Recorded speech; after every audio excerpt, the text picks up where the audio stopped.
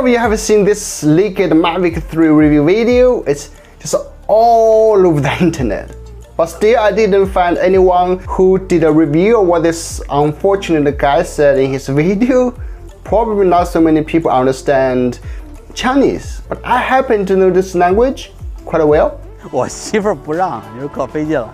没事，我回头帮你劝劝嫂子。哦，那感情好。I'm sorry, man. That bag is every man's dream bag. My wife is not allowing me to ride too because I don't have that bag. Anyway, for the sake of this video being taken down by YouTube, please subscribe to my channel if you haven't. I'm always the guy who does the fresh tech products reviews or leaked product reviews first. About the specs, I guess you've already known them more or less from all kinds of leaks recently, like 46 minutes of battery life, micro four thirds 20 megapixel CMOS main sensor, 5.1K 60 fps, and 4K 120 fps D-Log supporting, a 15 kilometers max range razor.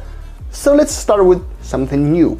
First, of course, is the dual lens. There is an independent telephoto lens above the main camera, which equals 162mm focal length, but only supports a max of 4K 30 fps and in automatic mode. You cannot adjust parameters like ISO, EV or something. Though it looks less promising, this fellow said it's fun to use this lens for shooting some cool and ultra-wide angle selfie videos, like you can let the drone take off from your car and let it stay somewhere you want and then drive towards it, each razor. Since this drone has 360-degree all-direction obstacle sensing, you really don't need to worry about crashing.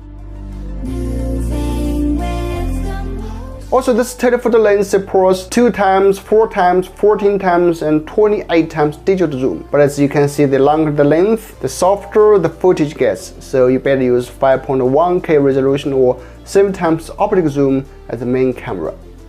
Second is the unbeatable battery life. The capacity has updated from the 3850 mAh on the MAVIC 2 to 5000 mAh, which the official claims will give you a max of 46 minutes of flying time. Though in real life, the time you are using for shooting won't be that long because the drone taking off, return to home, landing, etc. But 30 minutes of video shooting would not be a thing. The battery was redesigned. The power key lies at the back instead of the top on the previous batteries, and for the first time DJI puts a Type-C port on its charger, and it takes about 75 minutes to charge from 0 to 100%. Third is the drone comes with ND feeders. He also mentioned the new returning to home algorithm, the collection speed with your controller, which is much faster, and the longer FPV range.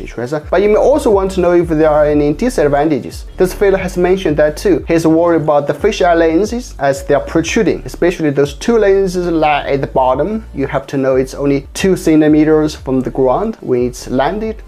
Also, he didn't find a good solution to use the polarizers properly since it has 2 cameras.